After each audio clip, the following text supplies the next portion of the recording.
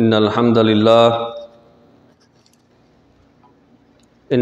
لله نحمده ونستعينه ونستغفره ونعوذ بالله من شرور أنفسنا ومن سيئات أعمالنا من يهده الله فلا مضل له ومن يضلل فلا هادي له وأشهد أن لا إله إلا الله وحده لا شريك له وأشهد أن محمدا عبده ورسوله يا أيها الذين آمنوا اتقوا الله حق تقاته ولا تموتن إلا وأنتم مسلمون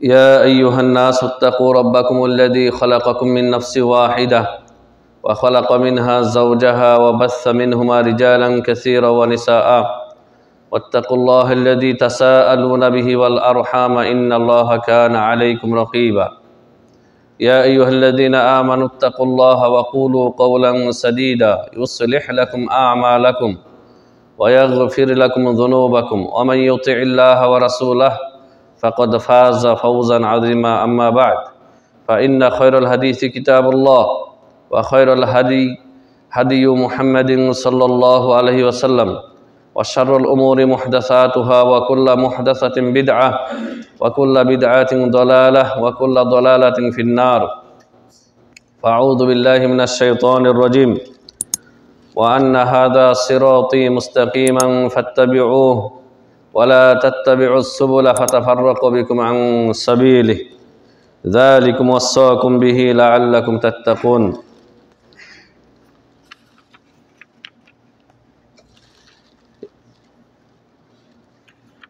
عن إرباز بن سرية رضي الله عنه قال قال رسول الله صلى الله عليه وسلم من يعيش منكم فسيرى اختلافا كثيرا فعليكم بسنتي وسنة الخلفاء الراشدين المهديين من بعدي رواه أبو داود والترمذي وحديث حسن صحيح আলহামদুলিল্লাহ যাবতীয় হামদ ও সানা আল্লাহ সুবহানাহু ওয়া তাআলার জন্য যে আল্লাহ সুবহানাহু ওয়া তাআলা নাজাতের সাফিনা হিসেবে আল্লাহ রাব্বুল আলামিন আমাদেরকে সুন্নাহর নিয়ামত দান করেছেন। সুন্নাহ হচ্ছে নবী সাল্লাল্লাহু আলাইহি সাল্লামের আদর্শ। প্রিয় হাজিরিন, আল্লাহ সুবহানাহু ওয়া তাআলার যাবতীয় প্রশংসা যে তিনি আমাদেরকে সুন্নাহর অনুসরণ করেছেন এবং বিদআত থেকে আল্লাহ রাব্বুল আলামিন আমাদেরকে দূরে থাকার, বিদআতকে চিনে তা থেকে দূরে থাকার তৌফিক দান করেছেন। সে আল্লাহ সুবহানাহু ওয়া তাআলার শুকরিয়া আদায় করছি আলহামদুলিল্লাহ। শত কোটি সালাত ও সালাম বর্ষিত হোক প্রিয় নবী মুহাম্মদ রাসূলুল্লাহ সাল্লাল্লাহু আলাইহি সাল্লামের উপর, যে রাসূলুল্লাহ সাল্লাল্লাহু আলাইহি সাল্লাম ওহী মারফতে কিছু ভবিষ্যৎবাণী করেছেন, ওহী ভিত্তিক, মানে তার প্রভু তার রব তাকে জানিয়ে দিয়েছেন বলেই তিনি জানতে পেরেছেন, নইলে নিজে থেকে নবী সাল্লাল্লাহু আলাইহি সাল্লাম কিছু অগ্রিম কিছু জানতে পারেননি। তো তিনি উম্মার মধ্যে যে আশঙ্কা করেছেন যে আমার ইন্তেকালের পরে খুব দ্রুতই বেদাতের প্রচার প্রসার হবে, উম্মতের মধ্যে ফাটল ধরবে, উম্মতের মধ্যে বিভিন্ন বাতিল ফিরকার, বাতিল দল উপদলের উদ্ভাবন হবে, এই জন্য তিনি অগ্রিম একটি হাদিস বর্ণনা করেছেন। অনেকগুলি হাদিসই বলেছেন, তার মধ্য থেকে একটি হাদিসের ছোট্ট অংশ আমরা আপনাদেরকে শুনিয়েছি। আল্লাহুম্মা সাল্লি আলাইহি ওয়া বারিক আলাইহি। সম্মানিত হাজিরিন, আজকে যে বিষয়টি নিয়ে আলোচনা করব তা হচ্ছে যে বেদাত, এই মুসলিম উম্মার মধ্যে বেদাত প্রকাশের সময় কখন বেদাত শুরু হলো, সর্বপ্রথম বিদআত। আজকে তো দেখতেছেন বিভিন্ন বিদআতের সরাসরি, কিন্তু এই বিদআতের মূল একদম স্টার্টিং শুরু কবে থেকে, এই বিষয় নিয়েই খুব গুরুত্বপূর্ণ আলোচনা ইনশাআল্লাহ পেশ করব। আমি শুরুতেই যে আয়াতে করিমা তেলাওয়াত করেছি, আয়াতের মধ্যে আল্লাহ রাব্বুল আলামিন ইরশাদ করেছেন, আয়াতটি রয়েছে আপনার সূরা আনআম আয়াত নম্বর 153, যেখানে আল্লাহ রাব্বুল আলামিন ইরশাদ করেছেন, আল্লাহ তাআলা ইরশাদ করেছেন, ওয়া আন্না হাযা সিরাতি মুস্তাকিমা। আল্লাহ তাআলা বলেছেন আমার এই পথ সিরাতে মুস্তাকিম হচ্ছে এটি, মানে ইসলাম, কোরআন এবং সুন্নাহ, শরিয়া, কোরআন সুন্নাহ যা আছে সেটা হচ্ছে সিরাতে মুস্তাকিম, ওয়া আন্না হাযা সিরাতে মুস্তাকিমা ফাত্তাবিউহু, হে ইমানদাররা তোমরা এই পথের অনুসরণ করো, সিরাতে মুস্তাকিমের অনুসরণ করো। ওয়ালা তাত্তাবিউস সুবুলা, আর বিভিন্ন রাস্তার অনুসরণ করো না, সরল পথ।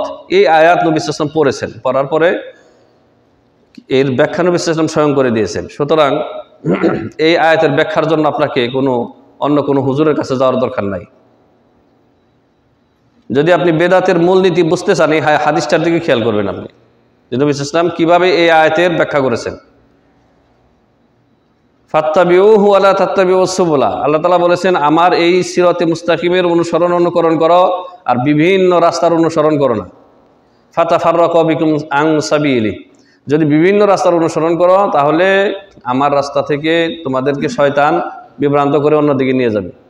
যালিকুম ওয়াসাকুম বিহি লাআল্লাকুম তাত্তাকুন, আল্লাহ তোমাদেরকে এই বিষয়ে ওসিয়ত করতেছেন, নসিহত করতেছেন এই জন্য যে তোমরা যাতে তাকওয়া অর্জন করতে পারো। এই আয়াত নবী সাল্লাল্লাহু আলাইহি সাল্লাম তেলাওয়াত করলেন। বিখ্যাত সাহাবী ইবনে মাসউদ মানে আব্দুল্লাহ ইবনে মাসউদ, তিনি বলেন যে খাত্তালানা রাসূলুল্লাহ সাল্লাল্লাহু আলাইহি ওয়াসাল্লাম খাত্তান, নবী সাল্লাল্লাহু আলাইহি ওয়াসাল্লাম আমাদের সামনে একটা সরল রেখা টানলেন, কাঠি দিয়ে একটা সরল রেখা মাটির মধ্যে দাগ দিয়ে অঙ্কন করলেন। তারপরে নবী সাল্লাল্লাহু আলাইহি ওয়াসাল্লাম কি করলেন, সুম্মা খাত্তা খুতুতান আন ইয়ামিনিহি ওয়া আন শিমালিহি, ওই সরল রেখার কে ভেদ করে ক্রস করে ডানে বাঁয়ে আরো বেশ কিছু রেখা টানলেন কে, নবী সাল্লাল্লাহু আলাইহি ওয়াসাল্লাম। তারপরে বললেন নবী সাল্লাল্লাহু আলাইহি ওয়াসাল্লাম ফাকাল হাযা সাবিলুল্লাহ, এই যে আমি সোজা রাস্তা, সোজা যে একটা দাগ দিলাম এটা হচ্ছে আল্লাহর রাস্তা। এটা হচ্ছে ওহী ভিত্তিক কোরআন এবং হাদিসের রাস্তা এটি।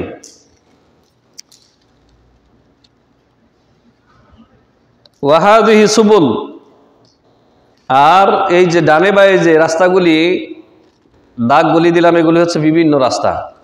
এই রাস্তাগুলি কি নবী সাল্লাল্লাহু আলাইহি ওয়াসাল্লাম ব্যাখ্যা করলেন, বলেই দিলেন আলা কুল্লি সাবিলি মিনহা শাইতানুন, সরল রেখার ক্রস করে যে ডানে বাঁয়ে যে অনেকগুলি দাগ দিলেন, নবী বললেন যে প্রত্যেকটা রাস্তার মাথায় একজন করে শয়তান বসে আছে। চিন্তা করছেন, প্রত্যেকটির ডানে বাঁয়ে যে দাগ দিলেন নবী সাল্লাল্লাহু আলাইহি ওয়াসাল্লাম বললেন যে প্রত্যেকটির মাথায় একটি করে শয়তান বসা আছে। ইয়াদউ ইলাইহি, শয়তান তার নিজের দিকে আহ্বান করতেছে, মানে তাওহীদ থেকে শিরকের দিকে নিয়ে যাবে শয়তান, এক আল্লাহর ইবাদত থেকে গায়রুল্লাহর ইবাদতের দিকে নিয়ে যাবে।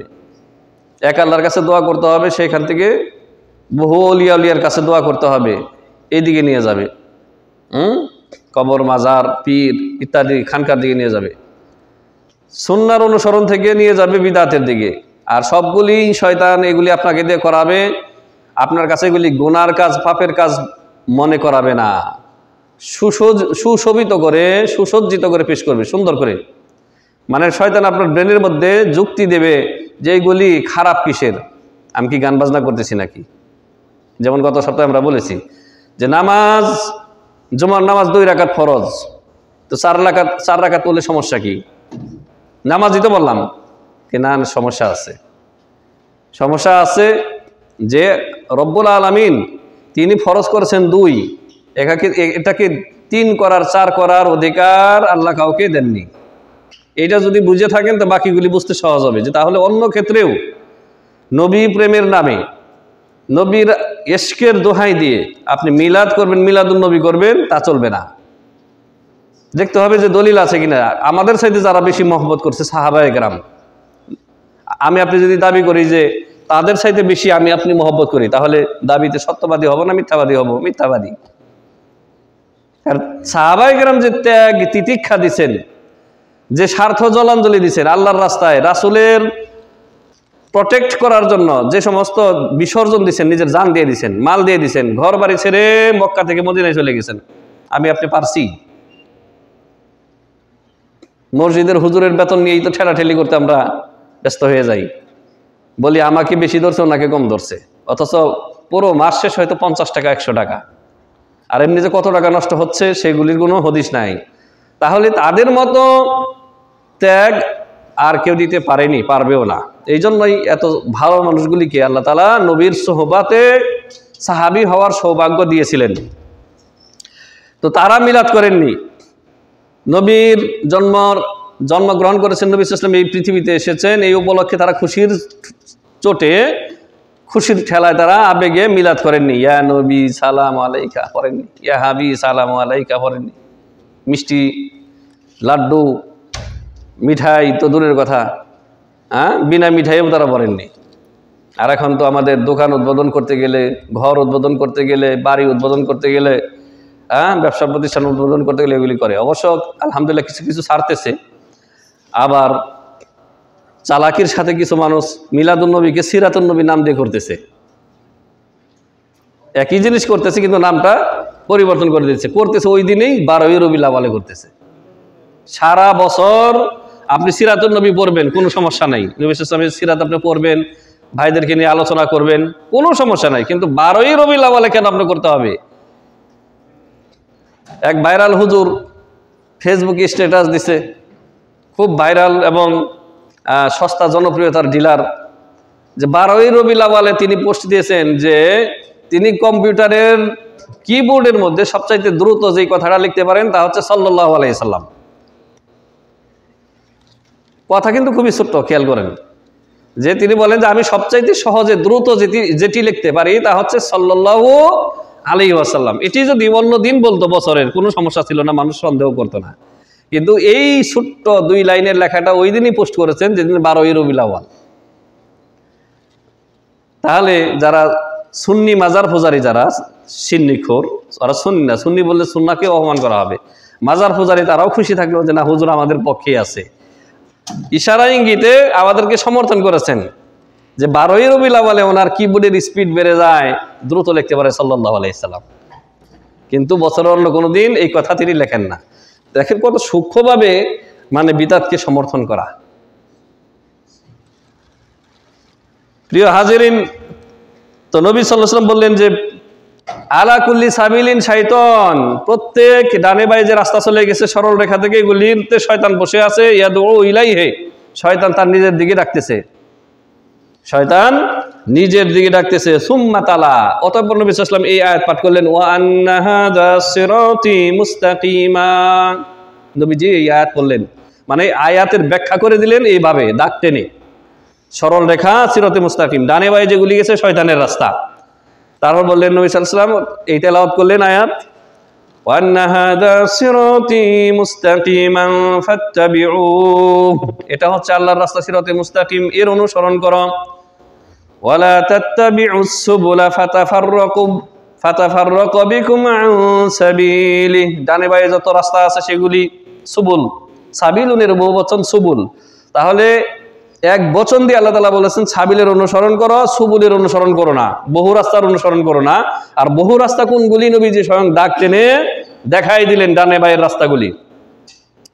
ফাতাফাররাকু বিকুম আন সাবিলি, তাহলে শয়তান তোমাদেরকে সরল রেখা থেকে, সরল পথ থেকে বিচ্ছিন্ন করে দূরে নিয়ে গুমরাহ করবে, পথভ্রষ্ট করবে। এই আয়াত নবী সাল্লাল্লাহু আলাইহি ওয়াসাল্লাম বললেন। এখন বিদাতি কিছু রয়েছে ভাইয়েরা, বিদাতি ভাইয়েরা, তারা আপনাকে বলবে যে অন্য আয়াতে যে আল্লাহ তাআলা বলেছেন, সম্ভবত সূরা আনকাবুতে আয়াতটি রয়েছে, সেটিও বলে দেই, তাইলে ঝামেলা শেষ। সেখানে আল্লাহ তাআলা বলেছেন, ওয়াল্লাযীনা জাহাদু ফীনা লানাহদিয়ান্নাহুম সুবুলানা, যারা আমার রাস্তায় মেহনত করে, প্রচেষ্টা চালায়, আল্লাহকে পাওয়ার জন্য যারা ইবাদত বন্দেগীর মাধ্যমে মেহনত প্রচেষ্টা করে, আল্লাহ বলেছেন আমি তাদেরকে লানাহদিয়ান্নাহুম সুবুলানা, তাদেরকে আমি বিভিন্ন রাস্তা দেখিয়ে দিই। তাই এখানে তো আল্লাহ তাআলা বলছেন তাদের জন্য সুবুল, বিভিন্ন রাস্তা দেখিয়ে দিই। আর ওই আয়াতে সূরা আনআমের 153 নম্বর আয়াতে আল্লাহ তাআলা বললেন যে ওয়ালা তাত্তাবিউস সুবুল। তাহলে বাহ্যিকভাবে দেখা যাচ্ছে এক আয়াত আর এক আয়াতের সাথে সাংঘর্ষিক না, আসলে সাংঘর্ষিক না, আপনাকে বুঝতে হবে। ওইখানে যে আল্লাহ তাআলা বলেছেন যে লানাহদিয়ান্নাহুম সুবুলানা, আমি তাদেরকে বিভিন্ন রাস্তা দেখাই, মানে তুরুকুল খায়ের, আল্লাহ পর্যন্ত পৌঁছাইতে আল্লাহ রাব্বুল আলামিন আপনাকে বিভিন্ন কল্যাণের রাস্তা, নেকির রাস্তা দেখাবেন, বিভিন্ন আমল, বিররুল ওয়ালিদাইন, সাদাকা, তারপরে ইহসান আলাল নাস, ইহসান আলাল হায়াওয়ান, জীব জানোয়ারের প্রতি ইহসান, যত নেকির রাস্তা আছে, কল্যাণের রাস্তা আছে। আপনি যখন আল্লাহকে পাওয়ার জন্য কোরআন সুন্নাহ মোতাবেক মেহনত করবেন, ইবাদত বন্দেগী করবেন, তখন নেকির বিভিন্ন কার্যক্রম আল্লাহ তাআলা আপনার সামনে উপস্থিত করে দেবেন। এটা হচ্ছে এই সুবুলের ব্যাখ্যা। কারণ কোরআনের ব্যাখ্যা আমাকে আপনাকে নিজে থেকে করলে হবে না। কোরআনের ব্যাখ্যা সর্বপ্রথম ব্যাখ্যা হচ্ছে কোরআনের আয়াতের ব্যাখ্যা আয়াত দিয়ে, 2 নম্বর ব্যাখ্যা হচ্ছে কোরআনের আয়াতের ব্যাখ্যা রাসূলের হাদিস দিয়ে, 3 নম্বর ব্যাখ্যা হচ্ছে কোরআনের আয়াতের ব্যাখ্যা সাহাবায়ে কেরামের আকওয়াল, তাদের কথা দিয়ে। তো তারা কি ব্যাখ্যা করেছেন সেটা আপনাকে বুঝতে হবে। তাহলে কোরআনের মধ্যে কোনো সাংঘর্ষিক বা পারস্পরিক বিরোধিতা বা বৈপরীত্য নেই। আল্লাহ তাআলা মূলত এক পথের অনুসরণ করতে বলেছেন। সিরাতে মুস্তাকিম একটি, সিরাতে মুস্তাকিম বহু রাস্তা না। যেমন পীর সাহেবরা বলে থাকেন যে আল্লাহ তাআলাই বলেছেন যে লানাহদিয়ান্নাহুম সুবুলানা, আমি তাদেরকে অনেক রাস্তা দেখিয়ে দেই, এই রাস্তাগুলি হচ্ছে পীরদের বিভিন্ন তরিকা, তারা বলে থাকে না। ওইখানে সুবুলানা মানে তুরুকুল খায়ের, তুরুকুত তাআ, নেকির রাস্তা, কল্যাণের রাস্তা, বিভিন্ন ভালো কাজের রাস্তা আল্লাহ তাআলা আপনাকে দেখিয়ে দিবেন। মানে আপনার সামনে আসবে, আপনি সেগুলি করবেন। কিন্তু সিরাতে মুস্তাকিম একটাই। সম্মানিত হাজিরিন, তাহলে আমাদেরকে অনুসরণ করতে হবে সিরাতে মুস্তাকিম, যা কোরআন সুন্নাহয় রয়েছে, যা কোরআন সুন্নাহ আল্লাহ তাআলা নাজিল করেছেন। শরিয়া হিসেবে আমরা জানি শরীয়ত এটাই। আর শরীয়তের নামে আবার শরীয়তকে 4 ভাগ করা, শরীয়ত, মারেফত, হাকিকত, শরীয়ত, মারেফত, তরিকত, হাকিকত, এই 4 ভাগ কিন্তু ইসলামে নাই। এটা নবী ইসলামের ভাগ না, তিনি এই ভাগ করেননি। এই ভাগ করেছেন আমাদের এই যে বিদাতি ভাইয়েরা, মানে যারা পীর মুরিদি নিয়ে ব্যস্ত রয়েছে, আল্লাহর গোলামি থেকে, রাসূলের সুন্নাহর অনুসরণ থেকে যারা মানুষদেরকে নিজেদের গোলাম বানিয়ে রাখে, তারা। কালকে এক ভিডিও দেখলাম, ভিডিওটা আমার কাছে সেভ আছে, মোবাইলেই আছে, মোবাইল তো রেকর্ড চলতেছে এখন। মানিকগঞ্জের পীর সাহেবের একটা গোপন কথা, ওনার কোন এক মুরিদ ওই মজলিসেই ভিডিও করছে, কিন্তু পীর সাহেব জানে না। কারণ উনিই বলতেছেন যে এটা আবার বাইরে বলিয়েন না, যে কথাটা বলতেছেন যে এটা আবার বাইরে বলিয়েন না, লোকজন আমার পিছনে লেগে যাবে। কি বলতেছে? উনি পীর, বর্তমানে গদিনশীল পীর, মুরিদদেরকে বলতেছে মুরিদরা হচ্ছে পীরের সামনে কুত্তা, কুত্তা, পালিত কুত্তা, মানে বাইরের কুত্তা না। এক হচ্ছে আপনার বাড়িতে যে কুকুর পালেন, সেটাকে আপনি খাবার দিচ্ছেন, জুঠা দিচ্ছেন, হ্যাঁ, মানে যা দিচ্ছেন তাই খাচ্ছে, আর বাইরের কুকুর না, যেগুলি রাস্তাঘাটে চলাফেরা করে। বলতেছে যে মুরিদরা হচ্ছে পীরের সামনে পালিত কুত্তা। আর মুরিদগুলি বলতেছে হ্যাঁ হ্যাঁ হ্যাঁ অবশ্যই। কেমনে? সে শয়তানি যুক্তি দিতেছে, মানে বোঝাইতেছে মূর্খ লোকগুলি রে আহারে। বলতেছে যে কুত্তারে যেমন একবার মালিক আদর করে আবার মায়েরও দেয়, একবার আদর করে আবার মায়েরও দেয়, শাসন করে। আর যা আইঠা জোটা যা আছে, আপনারা আইঠা বলেন না কি বলেন, যা জোটা কাটা যা আছে তাই দেয়, তাকে এই সন্তুষ্ট থাকে কুত্তায়, পালিত কুত্তা। আর আবার মায়েরও দেয়, আবার আদরও করে, শাসনও করে। তো আপনারা হচ্ছেন, মুরিদরা হচ্ছে পালিত কুত্তা। পীরের দরবারে একবার পীর সাহেব একবার আদর স্নেহ করবে, আবার ধরে মায়ের দেবে, শাসন করবে, আর একটু ভাঙ্গা বিস্কুট দেবে, তাই খাবে, আবার না খেয়েও দরবারের মধ্যে পড়ে থাকবে। সবকিছুর মূল্য হচ্ছে আল্লাহকে পেতে হবে। এই জন্য পীরের দরবারে পালিত কুত্তা হয়ে থাকতে হবে। আউযু বিল্লাহি মিনাশ শাইতানির রাজিম। আচ্ছা বলুন তো, আল্লাহ নবী সাল্লাল্লাহু আলাইহি ওয়াসাল্লাম জিন্দেগিতে সাহাবায়ে কেরাম কেমন কথা বলছেন? যে সাহাবীরা তোমরা হচ্ছে আমার সামনে পালিত কুত্তার মতো। তাহলে দেখেন কিভাবে মগজ ধোলাই করে। তো পালিত কুত্তা হলে তো আর প্রতিবাদ করা যাবে না, হ্যাঁ?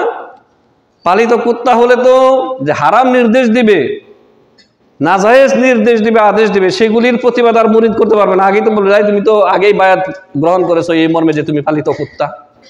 এগুলি হচ্ছে পীর মুরিদের শিক্ষা। যা হোক, যে ভিডিওটা করেছে ওই দরবারের ভিতরে থেকেই গোপনেই করেছে, আবার বাইরেও ছেড়ে দিয়েছে। এই হচ্ছে পীর মুরিদের হাকিকত। আর চরমনাই পীর সাহেব তার বই আশেক মাসুক, ভেদে মারেফত, এগুলির মধ্যে কি লিখে রেখেছে? হ্যাঁ, সেই কিতাবে লিখে রেখেছে যে মুরিদ হচ্ছে পীরের সামনে মুর্দার মতো। মুর্দা মানে মরা লাশ। মরা লাশকে যেমন আপনি উল্টাইয়া পাল্টিয়ে কাপড় খুলে কাপড় রেখে কেমনে গোসল করাবেন, মুর্দা যেমন প্রতিবাদ করার কোনো ক্ষমতা নেই, তো আপনি পীরের দরবারে এইভাবে মুর্দার মতো থাকবেন, পীর সাহেব যা কইব আপনার কাছে খারাপ লাগলেও ওটা আমল করবেন বা মানবেন, কোনো প্রতিবাদ করা যাবে না। পীর সাহেব যদি বলেন যে মদের মধ্যে যাই নামাজ ডুবিয়ে ভিজিয়ে সেটার মধ্যে নামাজ পড়ো, তো তুমি তাই পড়ো। কেন বলতেছে যে বাহ্য তো তোমার নজরে হারাম হলেও মূলে সেটা হারাম না, কারণ পীর সাহেব হাকিকত জানেন। নাউজুবিল্লাহ মিন যালিক। আচ্ছা, মদের আবার ভালো কোন দিক আছে, পাক পবিত্রতার কোন দিক আছে? মদ হারাম না পাক? শরাব, তার মধ্যে যাই নামাজ ডুবিয়ে তাতে নামাজ আদায় করা সুস্পষ্ট হারাম। আবার হাকিকত আবার কি জিনিস আছে যে সেটা অন্য রাস্তা দিয়ে অন্য কোনো দিক দিয়ে সেটা বৈধ? নাউজুবিল্লাহ মিন যালিক। মানে পীর সাহেব যা বলবে জায়েজ না জায়েজ হারাম হালাল সব আপনাকে মানতে হবে।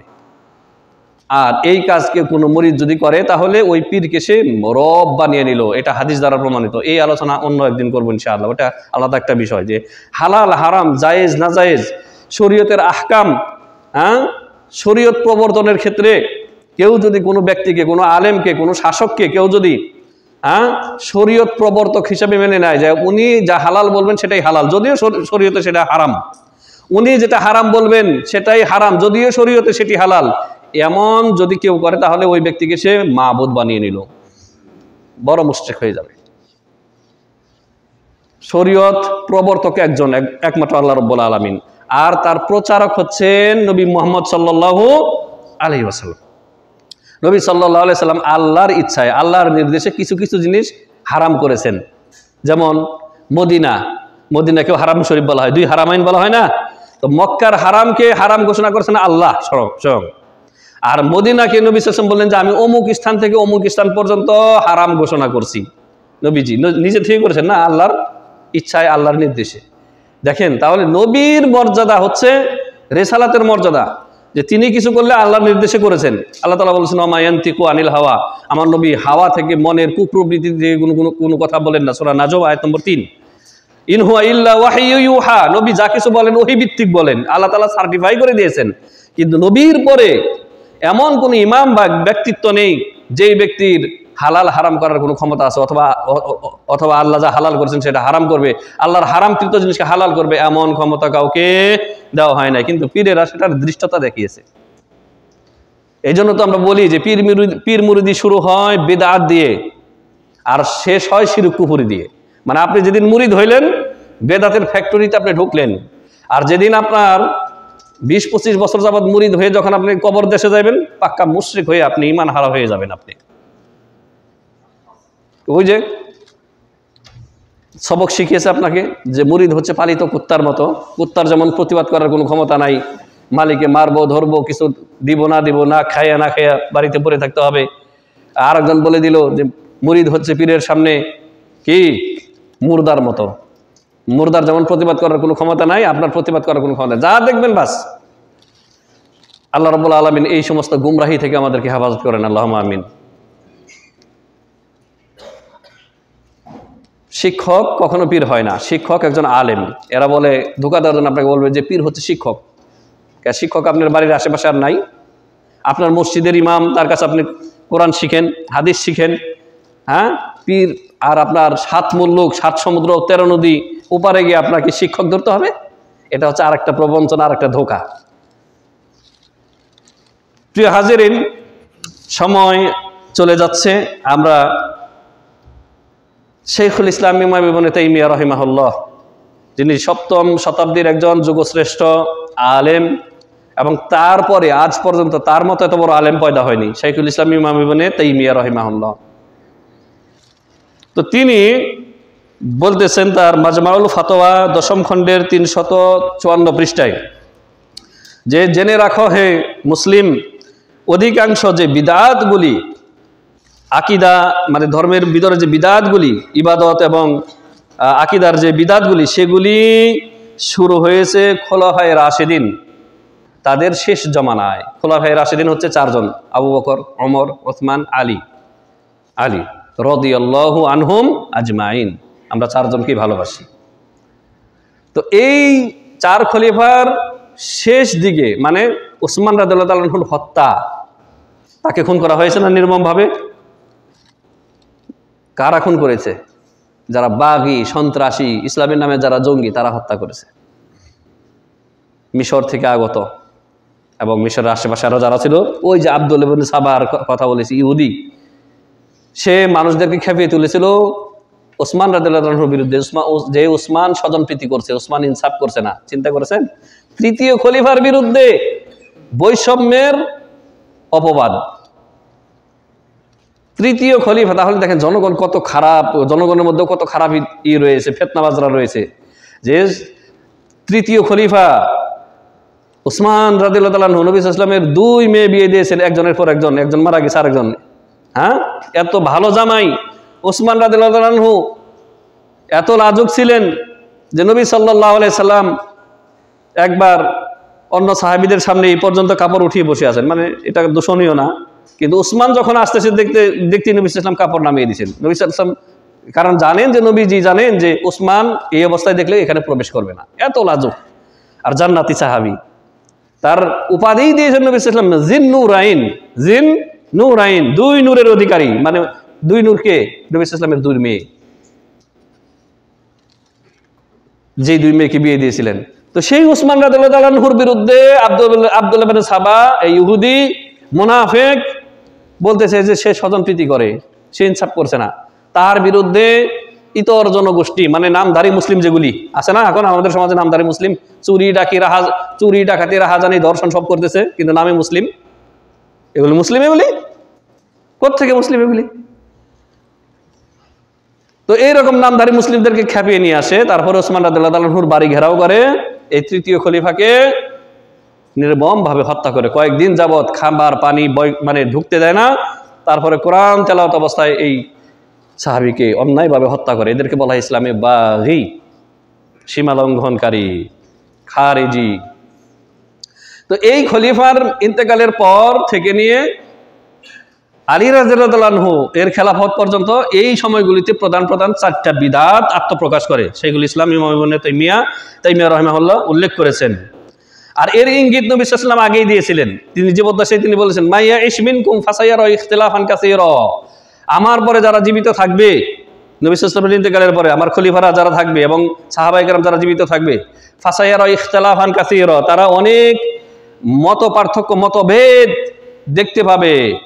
সুতরাং ওই সংকীর্ণ মুহূর্তে, ওই বিপদজনক মুহূর্তে আলাইকুম বিসুন্নতি ওয়া সুন্নাতিল খুলাফায়ে রাশিদিন আল মাহদিয়িন মিন বাদি, যারা এই ফিতনা থেকে নিজেকে সেভ করতে চায় তারা যেন আমার সুন্নাহকে আঁকড়ে ধরে। কার সুন্নাহকে? নবী সাল্লাল্লাহু আলাইহি ওয়াসাল্লামের সুন্নাহকে।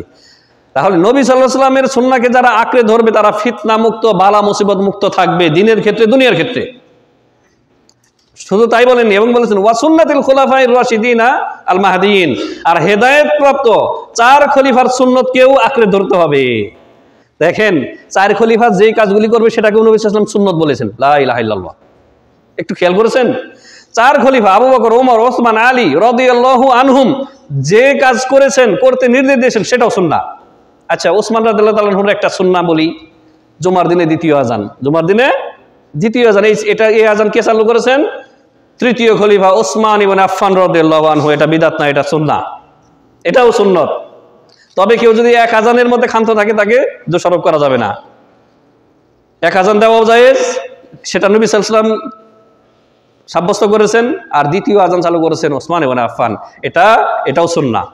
অনুরূপভাবে আলী রাদিয়াল্লাহু তাআলা আনহু যদি কোনো কিছু করে থাকেন, নতুন কিছু করে থাকেন, সেটাও বিদআত না, সেটাও সুন্নাহ।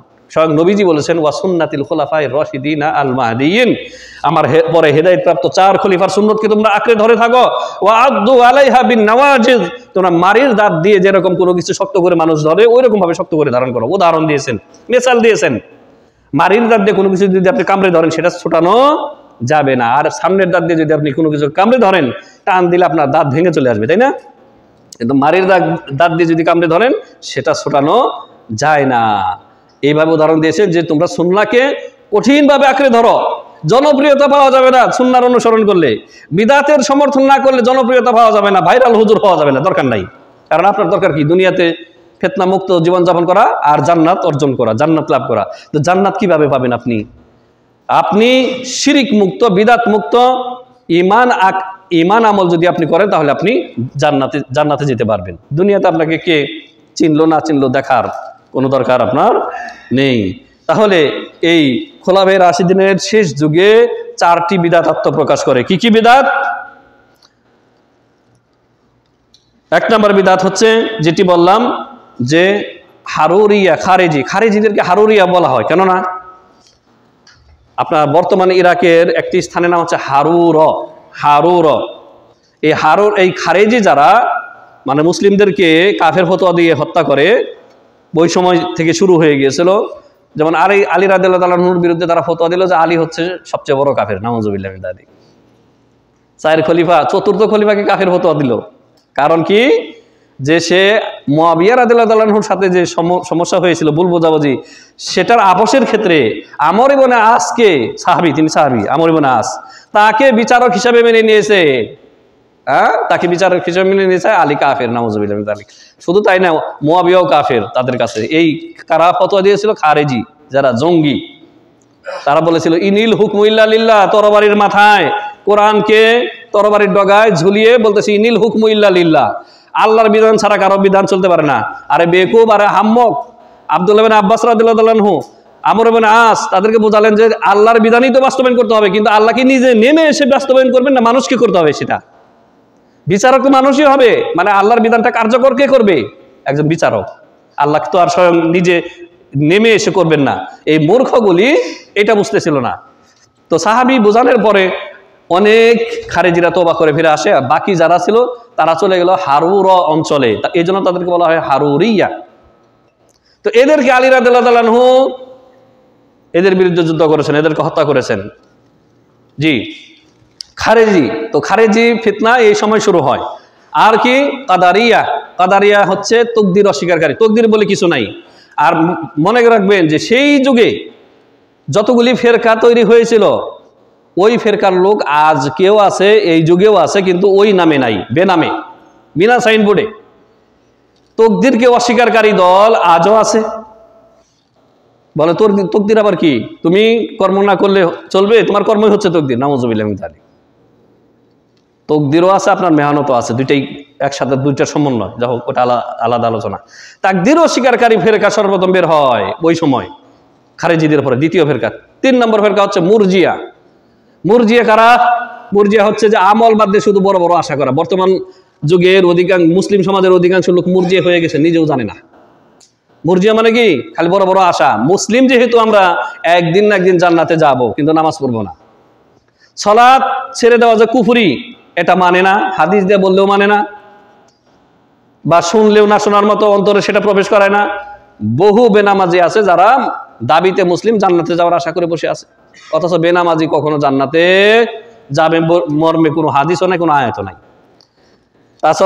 এছাড়াও দিনের কত বিধিবিধান শিক্ষা লাভ করা জরুরি। ঈমান সম্পর্কে কিছুই জানে না, তাওহীদ সম্পর্কে কিছু জানে না, শিরিক সম্পর্কে জানে না। শিরিক না জানার কারণে শিরিক করতেছে পাবলিক, বিদআত না জানার কারণে বিদআত করতেছে। এক কথায় মুরজিয়া, যারা আমলবিহীন বড় বড় আশা করে, এরা হচ্ছে কি? মুরজিয়া। মুসলিম সমাজের অধিকাংশ আজকে মুরজিয়া হয়ে বসে আছে, নিজেও জানে না আমি মুরজিয়া হয়ে গেছি। 4 নম্বর যে ফেরকা বের হয় তারা হচ্ছে জাহমিয়া। জাহাম বিন সফওয়ান, খোরাসানের কথা বলেছিলাম, বর্তমান যে উজবেকিস্তান, এখান থেকে এই ফেরকাটা বের হয় তাবেঈনদের শেষ যুগে। বিশিষ্ট তাবেঈ এবং শাসক, তাকেও খলিফা হিসাবে মুসলিম উম্মাহ মেনে নিয়েছে উমর ইবনে আব্দুল আজিজ রহিমাহুল্লাহ। উমর ইবনে আব্দুল আজিজ, তার ইন্তেকালের পরে এই জাহমিয়া ফেরকা প্রকাশিত হয় বা আত্মপ্রকাশ করে। তো এই ফেরকাগুলি, এই 4টি ফেরকার কথা বললাম, বাতিল ফেরকা কখন বের হয় আপনাদেরকে মনে রাখতে হবে যে খোলাফায়ে রাশিদিনের শেষ যুগে ওসমান ইবনে আফফান রাদিয়াল্লাহু তাআলা আনহুর হত্যার পরে আলী রাদিয়াল্লাহু তাআলা আনহুর খেলাফতকালে এগুলি আস্তে আস্তে বের হয়। আর এদের বিরুদ্ধে সাহাবায়ে কেরাম সোচ্চার ছিলেন। কি ছিলেন? সোচ্চার ছিলেন। মদিনায় কিছু তাকদীর অস্বীকারী বেদাতীরা ছিল, কিন্তু জবান খোলার সাহস পেত না। কারণ কি? সাহাবায়ে কেরাম মওজুদ আছে, তারা লাঞ্ছিত ছিল। মদিনায় কি ছিল? লাঞ্ছিত ছিল। জবান খোলার কোনো, মুখ খোলার কোনো তাদের পরিবেশ ছিল না। সাহাবায়ে কেরাম কথা বললে তাকে লাঞ্ছিত করে দূর করে তাড়াই দিতেন। কিন্তু এরা শক্তিশালী কোথায় ছিল জানেন? এরা শক্তিশালী ছিল বর্তমান ইরাকের, যেটাকে পুরাতন আরবিতে বলা হয় 2 ইরাকাইন, কুফা এবং বাসরা। বাসরা, কুফা, দুইটা বড় বড় শহর এখনো ওই নামেই আছে। এই দুই শহরে বিদাতিরা শক্তিশালী ছিল, কারণ এই শহরগুলিতে তখনও সাহাবায়ে কেরামের ওরকম আগমন হয় নাই। যদিও আলী রাদিয়াল্লাহু তাআলা আনহু শেষ যুগে তিনি কুফা চলে গিয়েছিলেন এবং তাকে সেখানেই শহীদ করা হয়েছিল, এবং আব্দুল্লাহ ইবনে মাসউদ রাদিয়াল্লাহু তাআলা আনহু, আবু মুসা আশআরী রাদিয়াল্লাহু আনহু ইনারাও কুফাতে চলে গিয়েছিলেন। তো আল্লাহ রাব্বুল আলামিন আমাদেরকে এই যাবতীয় ফিতনা থেকে, এবং ফিতনার যত কারণ আছে, কারণ এখন আমরা বলিনি, আজকে শুধু এই কথাগুলি বললাম যে ফিতনা কখন শুরু হয়, এবং ওই যুগে মাত্র 4টি ফিতনা বা 4টি বড় বড় বিদাতি ফিরকার সূচনা হয়, এবং 4টি বিদাতি ফিরকা বা বিদাতি দল আজও রয়েছে, কিন্তু বেনামে এবং বিনা সাইনবোর্ডে রয়েছে। তো এই বিদাতগুলি যখন প্রকাশ হয়, সাহাবায়ে কেরামের অনেকেই মওজুদ ছিলেন। সাহাবায়ে কেরাম যেমন জিকির, সম্মিলিত জিকিরের বিদাত যখন কুফার জামে মসজিদে শুরু হয়, কুফার জামে মসজিদে, তখন আব্দুল্লাহ ইবনে মাসউদ, আবু মুসা আশআরী, প্রখ্যাত দুই সাহাবী। আব্দুল্লাহ ইবনে মাসউদকে নবী সাল্লাল্লাহু আলাইহি ওয়াসাল্লামের জুতা সবসময় বগলে বহন করতেন, জুতা এখানে নিয়ে স্টেজে নবী সাল্লাল্লাহু আলাইহি ওয়াসাল্লাম বসতেন, তার জুতা আব্দুল্লাহ ইবনে মাসউদ এখানে রাখতেন। নবী সাল্লাল্লাহু আলাইহি ওয়াসাল্লামের কত প্রিয় পাত্র ছিলেন। তো সম্মিলিতভাবে তাবি যুগের কিছু বিদাতি লোকেরা যখন এই সমস্বরে এক আওয়াজে পাথর গুনে গুনে, তসবির দানা গুনে গুনে আল্লাহু আল্লাহ, আল্লাহু তো না, আল্লাহু আকবার, সুবহানাল্লাহ, আলহামদুলিল্লাহ, আল্লাহু আকবারের এই সম্মিলিত জিকিরের হালাকা যখন শুরু করে, প্রতিবাদ করে কে? আব্দুল্লাহ ইবনে মাসউদ, আবু মুসা আশআরী, ইনারা প্রতিবাদ করেন এবং মসজিদ থেকে তাদেরকে বের করে দেন। দেখছেন তো সাহাবায়ে কেরাম মওজুদ আছেন, তাদেরকে উপেক্ষা করে, তাদেরকে ডিঙ্গিয়ে এই তাবি যুগের নতুন মুসলিমরা তারা এই বিদাত শুরু করে দেয়। কিন্তু সাহাবায়ে কেরাম চুপচাপ বসে থাকেননি। তো তখন তো তারা কমপ্লিট জিকির করেছিল ওই বিদাতিরা, আল্লাহু আকবার, শুধু আল্লাহু ইল্লাল্লাহ জিকির করে নাই, শুধুমাত্র 2টা বেদাত করেছে। কি? সবাই একসাথে উঁচু আওয়াজে আর তসবির দানা মানে পাথর গুনে গুনে তারা জিকির শুরু করেছিল। এই জন্যই আব্দুল্লাহ ইবনে মাসউদ বলছেন, তোমরা বিদাতি, তোমরা মসজিদ থেকে বের হয়ে যাও। আর এই লোকগুলি যারা এই যে মজলিসি সম্মিলিত বিদাতি জিকির করতেছিল, এরাই নাহরওয়ানের যুদ্ধে, যেই নাহরওয়ানের যুদ্ধ হয়েছিল আলী রাদিয়াল্লাহু তাআলা আনহু এবং খারিজিদের মধ্যে, আলী রাদিয়াল্লাহু তাআলা আনহুর বিরুদ্ধে এই লোকগুলি যুদ্ধ করতে আসছিল। চিন্তা করেছেন? ধর্মের নামে যারা বেশি বুঝেছিল, বিদাতি জিকির করেছিল, এই লোকগুলি আলী রাদিয়াল্লাহু তাআলা আনহুর বিরুদ্ধে যুদ্ধ করতে এসেছিল। তাহলে বিদাতির কপাল খুব খারাপ, বিদাতি কখনো ভালো লোকের, নেককার লোকের সংসর্গ লাভ করতে পারে না। আল্লাহ রাব্বুল আলামিন আমাদেরকে এই সত্য কথাগুলি জেনে হক অন্তর থেকে কবুল করার তৌফিক দান করেন। আল্লাহুম্মা আমিন। বারাকাল্লাহু লানা ওয়া লাকুম ফিল কুরআনিল আযীম ওয়া নাফা'নি ওয়া ইয়্যাকুম বিল আয়াতি ওয়াজ যিকরিল হাকীম। আকুলু কওলি হাযা আস্তাগফিরুল্লাহাল আযীম ওয়া লাকুম ওয়া লিসাইরিল মুসলিমিন ফাস্তাগফিরুহু ইন্নাহু হুয়াল গফুরুর রহিম।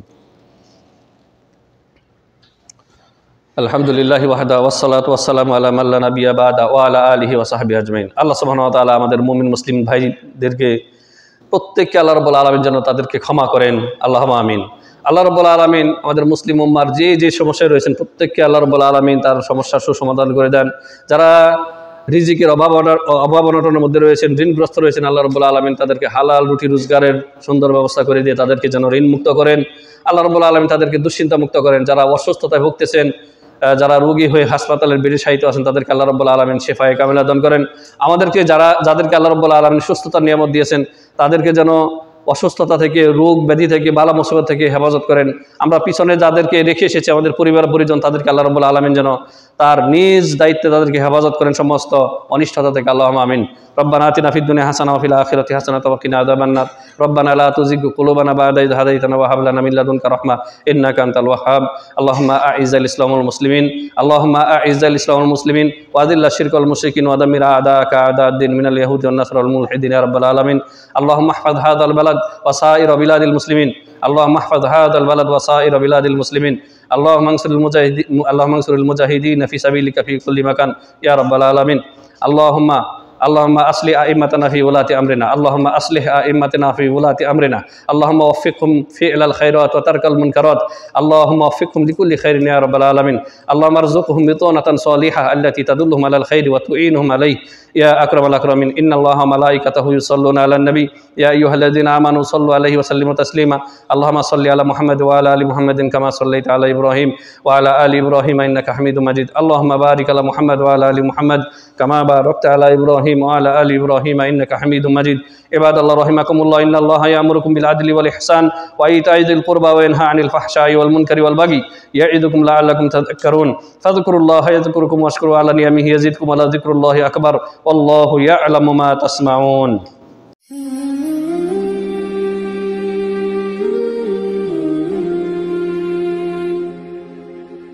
Mm-hmm.